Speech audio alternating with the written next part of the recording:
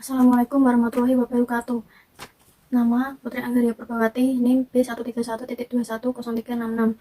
Mata kuliah Aspek Hukum dalam Bisnis. Di sini saya akan menjawab pertanyaan soal ujian akhir semester pada nomor 1, poin A, yaitu di sini saya akan melakukan transaksi pinjaman jual, pinjam meminjam.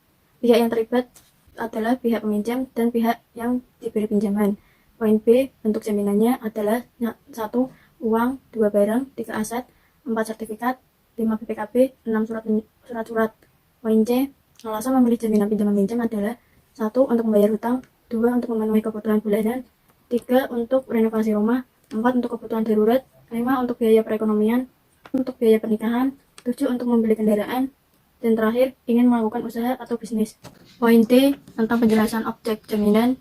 Yang pertama, dalam hal ini pemberian pinjam meminjam diberikan syarat kepada peminjam ketika melakukan perjanjian pinjam meminjam. Dan cara melaksanakan pemberian pinjam meminjam, yang pertama, gadai atau berupa benda berwujud seperti perhiasan dan benda tidak berwujud seperti hak. Yang kedua, evidensial atau pengalihan hak kepemilikan suatu benda kepada penguasa pemilik benda. Yang ketiga, hipotek atau suatu hak keberadaan atas barang hak bergerak yang dijadikan jaminan. Dan saya akan menjawab pertanyaan nomor 3. Poin A, permasalahan di bidang bisnis yang sedang saya hadapi sebagai pembisnis. Yang pertama, permasalahan waktu dalam bisnis. Yang kedua, masalah pesaing dalam bisnis. Yang ketiga, masalah keuangan. Yang keempat, masalah pelanggan. Yang kelima, masalah karyawan. Yang keenam, masalah regulasi. Yang keenam, masalah pemasaran. Yang ketujuh, masalah teknologi. Yang kedelapan, masalah kepercayaan dalam bisnis. Yang kesembilan, masalah keluarga. Dan poin B, pihak yang terikat dalam permasalahan bisnis saya.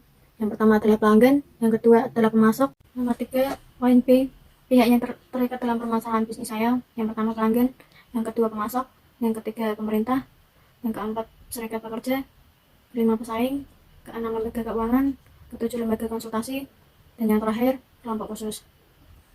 Poin C, jenis penyelesaian permasalahan bisnis dan penyelesaian yang saya alami. Yang pertama konsultasi, yang kedua negosiasi, yang ketiga mediasi, dan yang keempat konsiliasi.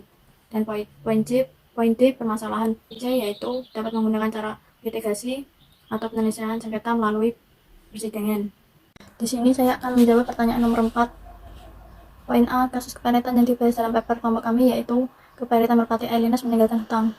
Yang B, seluruh karyawan beserta pemilik perusahaan Merpati Airlines. Yang C, permohonan sudah disahkan oleh peraturan pengesahan perdamaian dan telah dilakukan permohonan tersebut dan telah sesuai dengan Undang-Undang Nomor 37 Tahun 2004.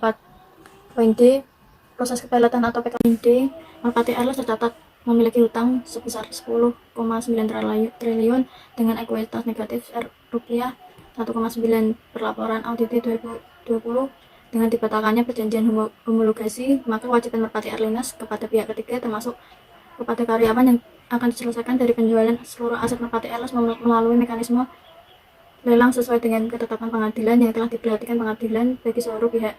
Oleh karena itu, seluruh pihak diharapkan dapat menghormati dan mendukung proses hubungan yang berlangsung. Diketahui Merpati Airlines sudah tidak dapat beroperasi sejak tahun 2014. Ada 5 penyebab sebuah perusahaan dinyatakan pelit, yaitu yang pertama kondisi pasar yang sulit, yang kedua arus kas yang buruk, dan yang terakhir kesulitan menemukan biaya. Poin D, hasil keputusan pengadilan dalam kasus Merpati Airlines, pesangon karyawan akan diselesaikan dan penguatan dan penjualan seluruh aset Merpati Airlines melalui mekanisme tentang sesuai dengan ketetapan pengadilan yang diperhatikan keadilan bagi seluruh pihak. Dan poin F, menurut pendapat pribadi saya, sebelumnya perusahaan masuk dalam proses penundaan kewajiban pembayaran hutang atau PKPU. Proses hukum ini dilakukan sebelum perusahaan resmi dinyatakan dibubarkan.